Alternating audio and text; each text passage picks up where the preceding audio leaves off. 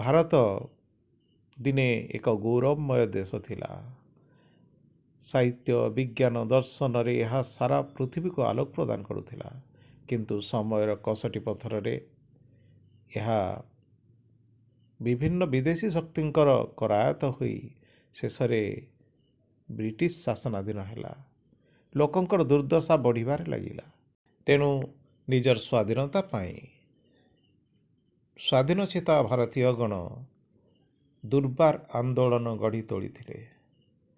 ଭାରତୀୟ ସ୍ୱାଧୀନତା ସଂଗ୍ରାମକୁ ଯେଉଁ କେତେଜଣ ମହାନ ନେତା ସେମାନଙ୍କର ବଳିଷ୍ଠ ନେତୃତ୍ୱ ପ୍ରଦାନ କରିଥିଲେ, ସେମାନଙ୍କ ମଧ୍ୟରେ ଅଗ୍ରପୂଜ୍ୟ ହେଉଛନ୍ତି ନେତାଜୀ ସୁଭାଷ ଚନ୍ଦ୍ର ବୋଷ, ଯାହାଙ୍କର ଜନ୍ମ ଆମ ପବିତ୍ର ଉତ୍କଳ ମାଟିରେ କଟକ ସହରରେ ହୋଇଥିଲା।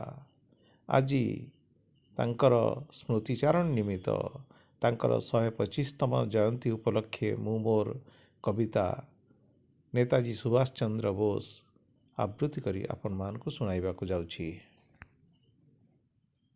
ବିଶ୍ୱଭୂମଣ୍ଡଳେ ଭାରତ ସରସି ଯହିଁ ସଦାଚଳ ଦଳ, ପବିତ୍ର କମଳ ଜନନୀ ଉତ୍କଳ ପୁଣ୍ୟକ୍ଷେତ୍ର ନୀଳାଚଳ।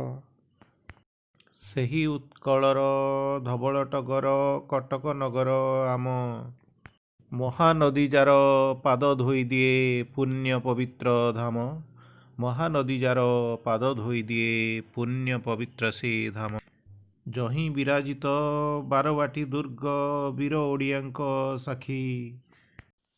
ବୀର ଓଡ଼ିଆଙ୍କ ବୀର ଗାଥା ସୀତା ହୃଦୟରେ ରଖିଛି ଲେଖି।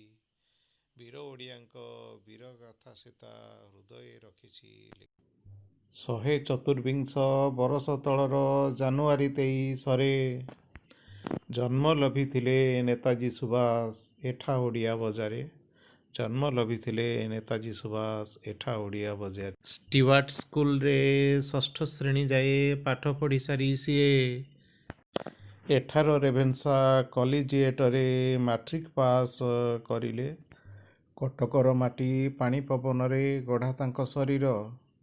ବେଣୀମାଧବଙ୍କ ଶିକ୍ଷା ତାଙ୍କଠାରେ ଭୀତି ନବ ସଂଗ୍ରାମର। ବେଣୀମାଧବଙ୍କ ଶିକ୍ଷା ତାଙ୍କଠାରେ ଭୀତି ନବ ସଂଗ୍ରାମର। କଟକ ସହର ଏନ୍ତୁଡ଼ିଶାଳ ତ ସେ ସଂଗ୍ରାମୀ ଜୀବନର।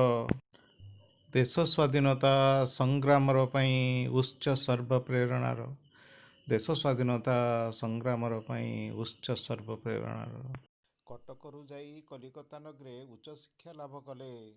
କଟକରୁ ଯାଇ କଲିକତା ନଗରେ ଉଚ୍ଚଶିକ୍ଷା ଲାଭ କଲେ। ବିଲାତକୁ ଯାଇ ଉଚ୍ଚଶିକ୍ଷା ଲଭି ICS ପାଇଲେ। ବିଲାତକୁ ଯାଇ ଉଚ୍ଚଶିକ୍ଷା ଲଭି ICS ପାଇଲେ। ବ୍ରିଟିଶ ଅଧୀନେ ଚାକିରି ନକରି ସ୍ୱାଧୀନତା ସଂଗ୍ରାମରେ ଯୋଗ ଦେଲେ ସିଏ ଆମ ଭାରତୀୟ ସ୍ୱାଧୀନତା ସଂଗ୍ରାମରେ। ଯୋଗ ଦେଲେ ସିଏ ଆମ ଭାରତୀୟ ସ୍ୱାଧୀନତା ସଂଗ୍ରାମ। ଜାତୀୟ କଂଗ୍ରେସ ସଭାପତି ପଦ ଅଳଙ୍କୃତ କରିଥିଲେ। ତୁଙ୍ଗ ନେତା ସଙ୍ଗେ ମନ ନ ମିଳିବାରୁ ଫରୱାର୍ଡ଼ ବ୍ଲକ ଗଢ଼ିଲେ। ତୁଙ୍ଗ ନେତା ସଙ୍ଗେ ମନ ନ ମିଳିବାରୁ ଫରୱାର୍ଡ଼ ବ୍ଲକ ଗଢ଼ିଲେ। ତାଙ୍କ ତେଜ ଦେଖି ବ୍ରିଟିଶ ଶାସକ ତାଙ୍କୁ ଗୃହବନ୍ଦୀ କଲେ। କୌଶଳ କରି ନେତାଜୀ ସୁଭାଷ ଛଦ୍ମବେଶେ ଖସିଗଲେ। ଜର୍ମାନୀକୁ ଯାଇ ହିଟଲର ଠାରୁ ସାହାଯ୍ୟ ଭିକ୍ଷା ସେ କଲେ।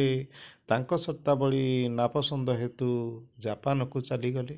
ତାଙ୍କ ସର୍ତ୍ତାବଳୀ ନାପସନ୍ଦ ହେତୁ ଜାପାନକୁ ଚାଲିଗଲେ। ସେଠାରୁ ଯାଇ ସେ ଜାପାନ ହାତରୁ ବନ୍ଦୀ ଭାରତୀୟ ନେଇ ଗଢ଼ିଲେ ଆଜାଦ ହିନ୍ଦ ଫୌଜକୁ ସଂଗ୍ରାମର ଡାକ ଦେଇ। ଗଢ଼ିଲେ ଆଜାଦ ହିନ୍ଦ ଫୌଜକୁ ସଂଗ୍ରାମର ଡାକ। ଦିଲ୍ଲୀ ଚଲୋ ଡାକ ବିପୁଳ ଉତ୍ସାହ ଫୌଜରେ ଭରିଦେଲା।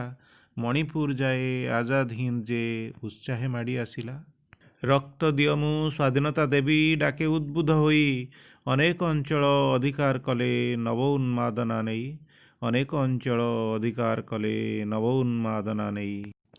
ହିରୋସୀମା ପରେ ପରମାଣୁ ବୋମା ଜାପାନକୁ ଡରାଇଲା। ତାହାଠାରୁ ଆଉ ସାହାଯ୍ୟ ନ ପାଇ ସୈନ୍ୟ ପଛଘୁଞ୍ଚା ଦେଲା। ତାହାଠାରୁ ଆଉ ସାହାଯ୍ୟ ନ ପାଇ ସୈନ୍ୟ ପଛଘୁଞ୍ଚା ଦେଲା। ଫେରିବା ବାଟରେ ବିମାନ ତାଙ୍କର ଦୁର୍ଘଟଣାଗ୍ରସ୍ତ ହେଲା। ଶରୀର ତାଙ୍କର ଅର୍ଦ୍ଧଦଗ୍ଧ ହେଲା। ତାଙ୍କ ମୃତ୍ୟୁ ହୋଇଗଲା। ନେତାଜୀ ସୁଭାଷ ଜୀବନ ସଂଗ୍ରାମ ଏହିଠାରେ ହେଲା ଶେଷ। କାଳ କାଳ ଲାଗି ତାଙ୍କ ଅବଦାନ ଲେଖିଦେଲା ଇତିହାସ। କାଳ କାଳ ଲାଗି ତାଙ୍କ ଅବଦାନ ଲେଖିଦେଲା ଇତିହାସ। ହେ ମହାପୁରୁଷ ସଲାମ କରୁଛି ତୁମ ଅମର ଆତ୍ମାକୁ। ହେ ମହାପୁରୁଷ ସଲାମ କରୁଛି ତୁମ ଅମର ଆତ୍ମାକୁ। 125ତମ ଜୟନ୍ତୀରେ ତୁମ କୋଟି ପ୍ରଣାମ ତୁମକୁ। 125ତମ ଜୟନ୍ତୀରେ ତୁମ କୋଟି ପ୍ରଣାମ ତୁମକୁ। ଧନ୍ୟବାଦ।